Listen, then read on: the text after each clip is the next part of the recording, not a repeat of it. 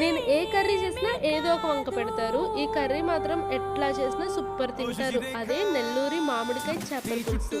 మరి మీరు కూడా చూసేస్తారా?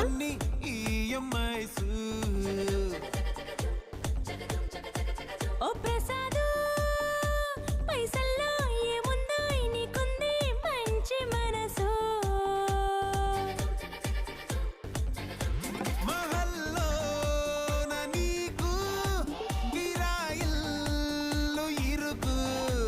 ఏ అల్లోన కాదోయ్ ప్రేమ పంచే గుండెల్లోన ప్లేస్ చాలు నాకు యురేకా నువ్వు కేకా భలే బాగుంది రేఖ రియాలిటీ చూస్తూ